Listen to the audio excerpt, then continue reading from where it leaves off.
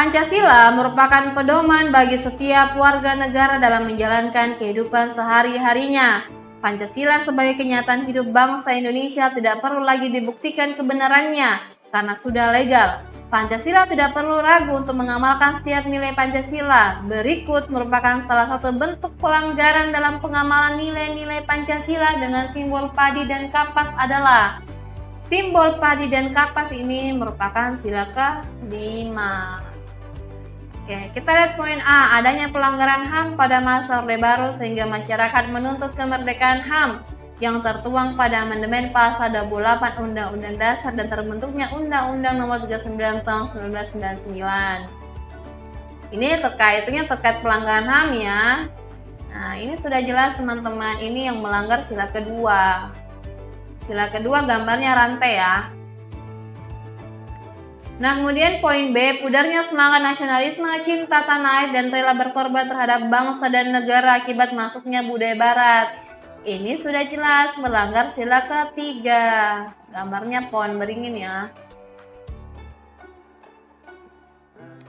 Oke, kita lihat poin C, eksploitasi besar-besaran terhadap sumber daya alam seperti batu bara, nikel, emas, dan merugikan rakyat Indonesia yang dilakukan oleh perusahaan asing untuk memperoleh keuntungan individu bagi perusahaannya. Ini sila kelima ya teman-teman, karena kan ini sudah jelas merugikan kepentingan umum.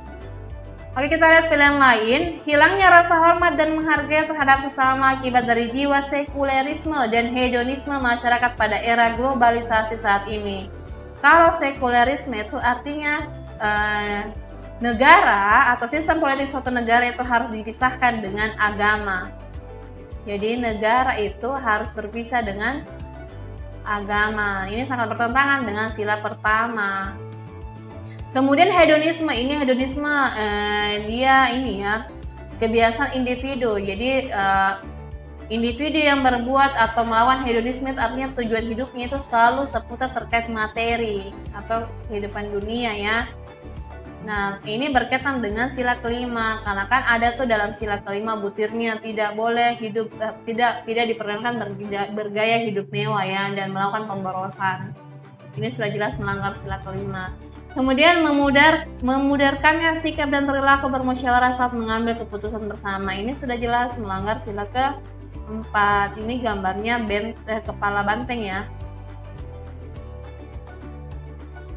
Oke, yang salah tadi adalah bintang, gambar bintang. Nah, yang ditanyakan kan cuma padi dan kapas nih, artinya cuma sila kelima saja. Jadi sudah jelas ya teman-teman, jawabannya adalah Charlie. Oke, kita lihat nomor 29. Selama 32 tahun pemerintah Orde Baru, pembangunan hukum khususnya yang menyangkut peraturan perundang-undangan organik tentang pembatasan kekuasaan presiden belum memadai. Kondisi ini memberi peluang terjadinya praktik-praktik korupsi, kolusi, dan nepotisme serta memuncak pada penyimpangan berupa penafsiran yang hanya sesuai dengan selera penguasa. Telah terjadi penyalahgunaan wewenang, pelecehan hukum, pengabaian rasa keadilan, kurangnya perlindungan dan kepastian hukum bagi masyarakat.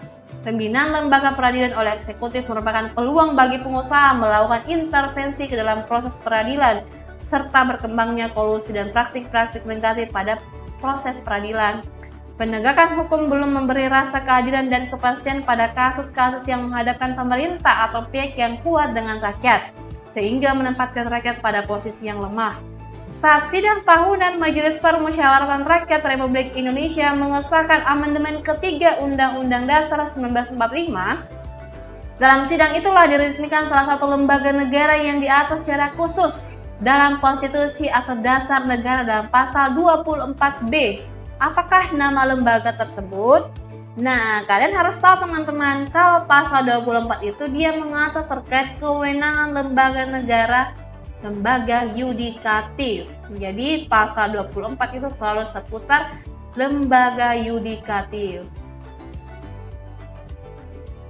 Ini kalian pasti sudah tahu ya, lembaga yudikatif kan terdiri dari 3 tuh, 1 MA, 1 KY, dan 1 adalah MK. Kita lihat pilihan yang ada. A, MA, ini bisa saja. B, MK, bisa saja. C, KY juga bisa jadi ya. BPK itu sudah jelas salah teman-teman. KPK juga sudah jelas salah. Jadi sisa A, B, dan C. Nah, kan perlu ingat lagi nih, kalau misalkan ini kan terdiri dari 24A, 24B, dan 24C. Nah, kalau MA dia diatur dalam pasal 24A.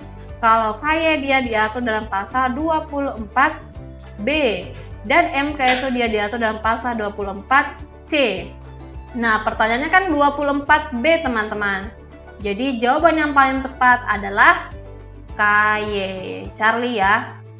Oke, nomor terakhir, lembaga tinggi negara dalam sistem ketatanegaraan Indonesia yang merupakan pemegang kekuasaan kehakiman bersama-sama dengan Mahkamah Konstitusi dan bebas dari pengaruh cabang-cabang kekuasaan lainnya. Lembaga ini membawahi badan peradilan dalam lingkungan peradilan umum, peradilan agama, lingkungan peradilan militer, dan lingkungan peradilan tata usaha negara. Narasi di atas merupakan pengertian lembaga negara, yaitu tadi dijelaskan ya, kalau pasal 24 itu dia mengatur terkait lembaga yudikatif. Sementara kita perlu tahu kalau kekuasaan kehakiman itu merupakan salah satu wewenang dari lembaga yudikatif. Jadi sisa lembaga apa nih yang memiliki kewenangan untuk membawahi lingkungan peradilan umum? Ini ya, umum, agama, militer, dan tata usaha negara. Oke, kita kembali membahas pasal 24 tadi. Kalau MA, ini kan 24A. Wewenangnya apa? Yang pertama, mengadili sengketa pada tingkat kasasi. Yang kedua, menguji peraturan di bawah undang-undang terhadap undang-undang. Jadi ini ya, terhadap undang-undang.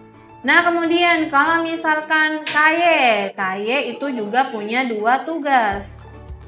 Ya. Yang pertama, mengangkat hakim agung. Hakim agung. Yang kedua, menjaga kode etik dan perilaku. Ini ya, kode etik dan perilaku hakim. Nah, kemudian MK diatur dalam pasal 24C. Nah, yang pertama ini ada 4 tugasnya nih. Membubarkan parpol. Kemudian yang kedua apa? Yang kedua adalah menangani sengketa pemilu. Yang ketiga, menguji undang-undang terhadap undang-undang dasar. Ya sama halnya MA ya, tapi kalau MA itu dia menguji peraturan di bawah undang-undang terhadap undang-undang. MK menguji undang-undang terhadap undang-undang dasar. Kemudian yang keempat adalah mengadili sengketa kewenangan lembaga negara. Saya singkat ya teman-teman.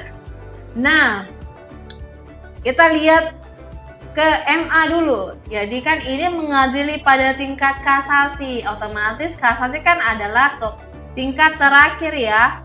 Ini perlu kalian tahu teman-teman, kalau MA ini dia membawahi 4 peradilan. 1 peradilan umum, 2 agama, ketiga tata usaha negara, kemudian yang keempat adalah militer.